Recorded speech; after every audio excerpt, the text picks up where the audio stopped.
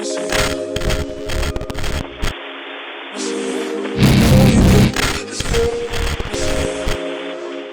Disciples, kembali lagi sama Tabita di sini, dan ini sekarang kita udah di tahun 2021. Happy New Year buat kalian semua. Semoga kalian semua tetap sehat karena pandemi ini belum ada tanda-tanda berakhir ya, sister-sister semua. Dan kali ini aku mau bahas sesuatu yang sangat berhubungan dengan sehari-hari kita lah sebagai anak muda. Apakah itu? Kita akan ngomongin tentang insecurity.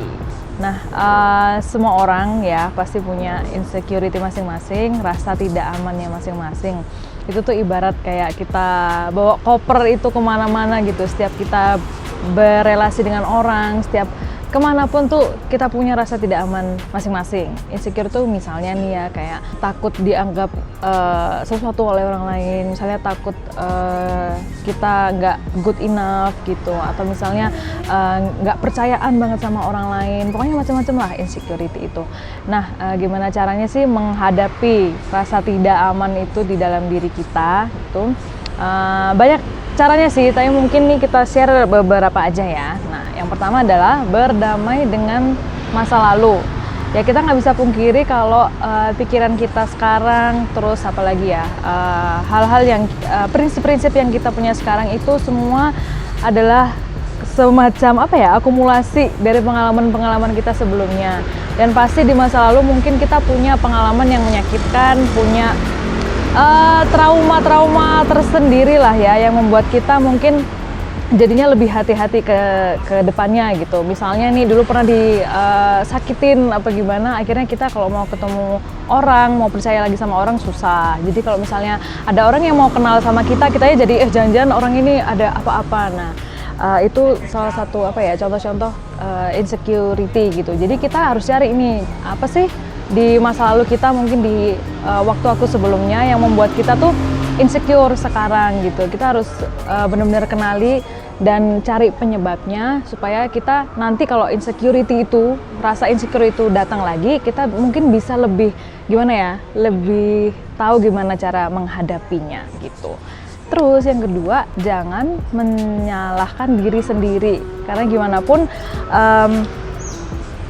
rasa insecure itu juga bukan semata-mata datang dari diri sendiri atau penyebabnya memang dari kita sendiri, bisa jadi juga dari lingkungan, dari apa ya, orang-orang sekitar dan lain sebagainya. Jadi jangan begitu kita ngerasa insecure, jangan langsung oh ya ini pasti gara-gara aku, terus kayak langsung menyesal dan terpuruk dan hanya apa ya, terjebak dalam bubble penyesalan itulah. Jadi kita harus tetap ketika ada insecure, oh berarti ini harus diperbaiki atau diatasi dengan cara apa nih gitu. Tapi jangan kita terus-terusan menyalahkan diri sendiri.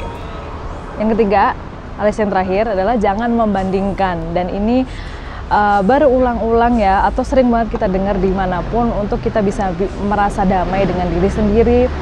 Untuk bisa mengatasi rasa insecure tuh jangan sampai kita membandingkan dalam porsi yang berlebih. Membandingkan kan ada baiknya juga ya kalau misalnya kita pengen mengukur kemampuan diri. Tapi kalau misalnya membandingkan itu berlebihan, kayak setiap hari merasa bahwa kita itu tidak lebih baik dari orang lain, nah itu tuh yang bisa bahaya. Jadi rasa insecure yang awalnya misalnya nih dari soal fisik ya, kebayangkan ya kalau cewek, termasuk aku juga ya, ngeliat kalau misalnya di medsos terutama ya, IG ya, dimanapun lihat kok nih orang-orang pada cakep-cakep ya, kayak gitu insecure, kayak merasa kayaknya aku nggak mungkin deh mencapai level kecakepan yang segitu gitu. Nah, jangan sampai kita fokus di situ ya. Mungkin kita bisa inilah mengatur sendiri kadar kita membandingkan itu untuk perubahan yang baik lah. Jangan sampai kita membandingkan untuk membuat diri makin insecure dan makin apa ya, ya makin menyesali lah, menyesali apa yang kita punya, malah jadi nggak bersyukur gitu kan. Nah, kayaknya itu dulu ya, 3 hal itu tadi aku ulang ya. Jadi supaya kita bisa lebih bisa mengatasi rasa insecure itu, pertama kita kalau bisa berdamai dengan masa lalu. Yang kedua, jangan menyalahkan diri sendiri terus-menerus. Dan yang ketiga, jangan membandingkan terus-menerus juga dengan orang lain. Nah, itu aja tips-tips atau mungkin sharing-sharingnya kali ini tentang insecurity. Dan semoga juga kalian yang sedang bergelut dengan insecurity itu bisa semoga cepat menemukan caranya atau bisa benar-benar berdamai dengan diri sendiri supaya kita bisa happy. Karena kalau happy nanti sehat, dan sehat itu terutama ya yang kita butuhkan sekarang di tengah pandemi ini. Ya udah gitu aja deh. Terima kasih. Bye.